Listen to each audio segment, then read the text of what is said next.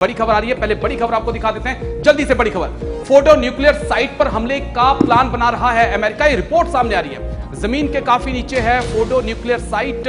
बड़ी खबर इस वक्त की, ट्रंप की तुरंत तेहरान खाली करने की चेतावनी सामने आई है। ईरान के न्यूक्लियर साइट पर हमला कर सकता है अमेरिका।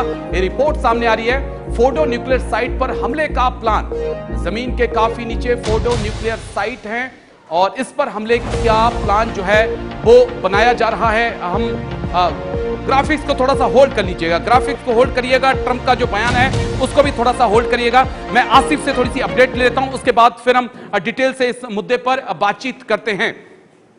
आसिफ, जिस प्रकार से अमेरिका का रुख लगातार कड़ा होता जा रहा है, डोनाल्ड ट्रंप को हम ले लें, डोनाल्ड ट्रंप को लें या G7 की अभी जो स्टेटमेंट आई है, इसे हम कैसे देख सकते हैं? क्या कुछ मिडिल ईस्ट में आगे होता हुआ आप देख रहे हैं, खासकर ईरान के आसपास? देखिए 12-13 तारीख को जो कुछ हुआ रात को, अब शायद हम कल तक एक्सपेक्ट कर रहे थे। वो जो सीज फायर वाला बीच में स्टेटमेंट आया और हमारे पास तो पुख्ता जानकारी ये भी है कि रशिया ने एक कदम आगे बढ़ाया था। उसने अमेरिका से कांटेक्ट किया कि आप इजराइल को समझाएं। उधर दूसरी तरफ ईरानियन गवर्नमेंट के कुछ ऑफिशियल्स जो अनऑफिशियल रिपोर्ट्स हैं कि उन्होंने ओमान के साथ कांटेक्ट किया कि क्या कोई पॉसिबिलिटी है ड्यूरिंग वॉर इस खतरे को यहीं निपटाया जाए। दैट मीन सीज फायर की बात हो रही थी। आज सुबह जब हमारी दोबारा आंख खुली, पता चला हालात और भी बिगड़े हैं।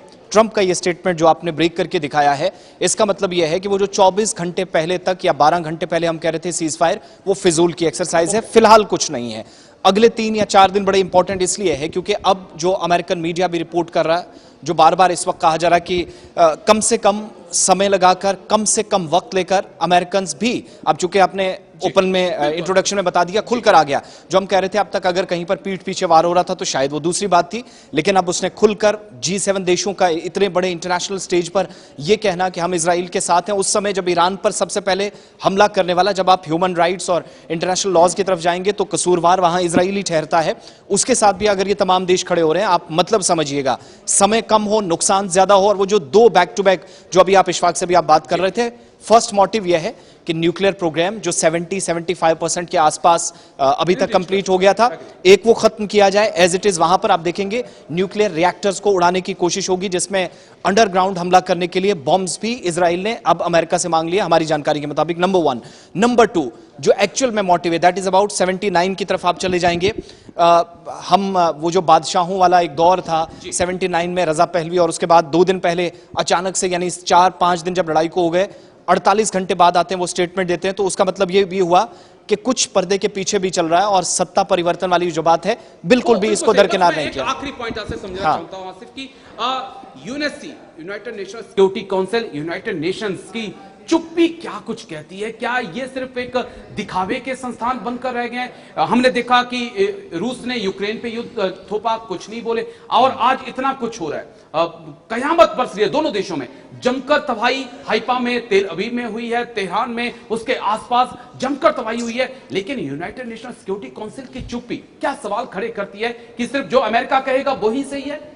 बेबसी, लाचारी कह लीजिए, और ये भी आप कह सकते हैं सरेंडर कर दिया है।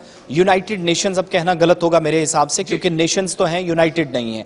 उसकी बड़ी वजह, बड़ा जो कारण है वो मुझे समझ में आता है।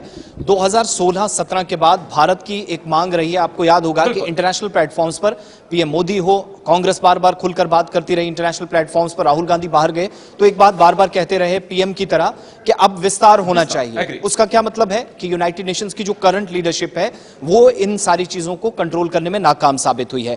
अब इतने बड़े इश्यूज, ज्यादा दूर मत जाइएगा, कोविड से स्टार्ट कीजिएगा। कोविड में यूएन का रोल क्या था? WHO को आगे किया, लेकिन दवाइयां वहीं इस्तेमाल हुई जो 2-3 देशों ने बनाई। WHO का कोई रोल नहीं था, वो सिर्फ आगे वितरित करने का काम कर रहा था। उसके बाद एकदम से कन्फ्लिक्ट हो जाता है, इंडिया चाइना गलवान, थोड़ा सा उससे बाहर निकले, रशिया और यूक्रेन के बीच शुरू हो जाता है। उससे बाहर हमने निकले तो सीरिया वाला स्टार्ट हो गया, जो ऑलरेडी वहां चल रहा था 10 साल से। उससे बाहर निकले, इंडिया पाकिस्तान स्टार्ट हुआ, लग रहा था यहां पर थोड़ी सी चीजें बेहतर हों। अचानक से मिडिल ईस्ट के अंदर यह आग लगना, हर जगह पर, हर मुद्दे पर आप देखेंगे यूनाइटेड नेशन सिक्योरिटी काउंसिल में बंद दरवाजा हुआ, कमरे के पीछे, कमरे के अंदर मीटिंग्स की गई। जो विक्टिम एक तरह से था या जिस पर हमले हुए उसने जाकर बुलाया, यूएनएससी ने कम से कम एक बात जो मुझे पॉजिटिव नजर आती है जी। कि क्विकली रिस्पॉन्ड किया, मीटिंग तो बुला ली ठीक है। लेकिन मीटिंग का कोई आउटपुट ना आना और सिर्फ वहां बैठकर मजम्मत करना, वहां बैठकर कंडेमनेशन करना, ये बताता है यहां कि पर हम सब- उस चीज की कमी भी देख रहे हैं। इसलिए मैं लेकिन- कह रहा हूं ठीक है। नेशंस हैं, यूनाइटेड नहीं यूनाइटेड है, नहीं बेबस। राष्ट्र हैं लेकिन संयुक्त नहीं है। लेकिन बिल्कुल। शुक्रिया, बहुत बहुत शुक्रिया आसिफ, आपका बहुत बहुत शुक्रिया।